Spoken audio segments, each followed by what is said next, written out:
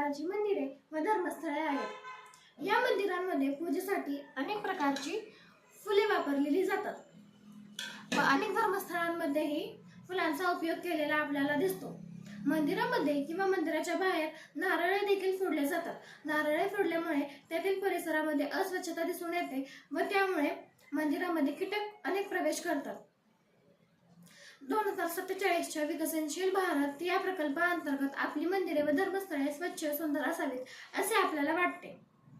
त्यामुळे प्रत्येक मंदिरामध्ये किंवा शहरामध्ये जितकी मंदिरे आहेत त्यामध्ये एक युनिट तयार करावे व त्या फुलांचा मंदिरामध्ये वापरले जाणारे फुले यांचा कसा उपयोग करता येईल याविषयी जनजागृती करावी असे एक युनिट असावे असे मला वाटते। होय, व जी नारळे असतात त्या नारळाची जी भाग असतात, उदाहरणार्थ ही शेंड्या किंवा त्यामधील जी खोबरे आतमध्ये जे निघेल खोबरे पाणी त्याचा कसा उपयोग करता येईल, नारळाचे जे भाट असतात त्याविषयी देखील एक युनिट तयार करावे असे मला वाटते। जी फुले असतात ती फुले विहिरीमध्ये किंवा नदीमध्ये न फेकता त्यांचा योग्य प्रकारे उपयोग करावा। उदाहरणार्थ गुलाबाची फुले देखील आपण मंदिरामध्ये वापरतो। तसेच या गुलाबांच्या पाकळ्या व खडीसाखर यांचा उपयोग करून आपण एक चांगले गुलकंद बनवू शकतो। गुलाबाच्या पाकळ्या वाळवून आपण अनेक प्रकारच्या मिठाई तयार करू शकतो। डेकोरेशन्स मध्ये देखील गुलाबांच्या पाकळ्यांचा आपल्याला उपयोग करता येतो किंवा गुलाबांचा देखील आपल्याला उपयोग होतो। नंतर जी गुलाबे आहेत ते गुलाबी वाळवून त्यांचा योग्य प्रकारे पावडर बनवून आपण ग्रीटिंग्स देखील तयार करू शकतो व यामुळे इतरांना देखील आनंद भेटू शकतो।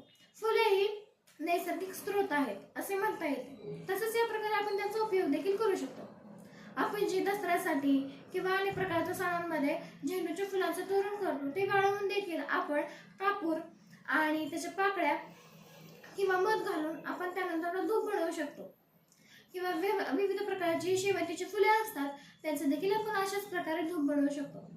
अगरबत्ती देखील आपण बनवू शकतो। चंदन व इतर प्रकारचे विविध पदार्थ टाकून आपण अगरबत्ती बनवू शकतो। अगरबत्ती विविध घरांमध्ये वापरली जातात। अशा प्रकारे आपण झेंडू व शेवंती यांचा या प्रकारे उपयोग करू शकतो।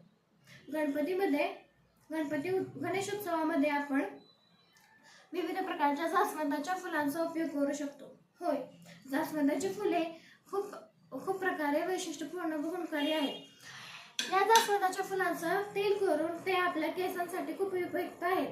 होय, आणि विविध प्रकारच्या कामांमध्ये देखील त्यांचा उपयोग होतो। प्रयोगशाळांमध्ये जास्वंदापासून आपण लिटमस बनवू शकतो। प्रयोगशाळेमध्ये तो पदार्थ आम्लरी आहे किंवा आम्लधर्मी आहे हे आपण ओळखू शकतो।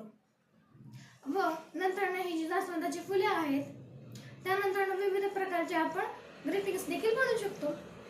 त्यानंतर आपण जे गणपतीला वाहण्यासाठी दुर्वा वापरतो त्या दुर्वा देखील अनेक प्रकारसाठी उपयुक्त व औषधी आहेत।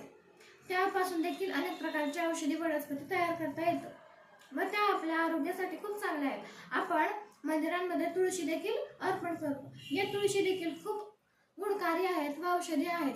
अनेक डॉक्टर देखील आपल्याला सजेस्ट करतात की तुम्ही देखील ही तुळस यूज करा किंवा तुळशीचे विविध प्रकारचे औषध देखील आपल्याला हे लोक सजेस्ट करतात।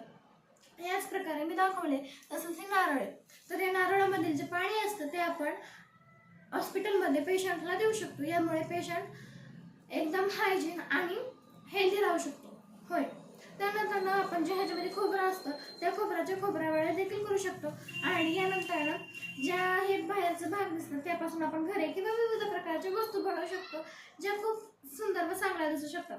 या प्रकारे या फुलांचा व नारळाचा योग्य प्रकारे आपण उपयोग केला तर 2047च्या विकसनशील भारत या प्रकल्पाअंतर्गत आपण फुलांचा योग्य प्रकारे वापर करू व ती बाहेर न फेकता आपण एक चांगले मंदिरे व धर्मस्थळे यांच्यासाठी एक चांगल्या प्रकारे युनिट तयार करू शकतो।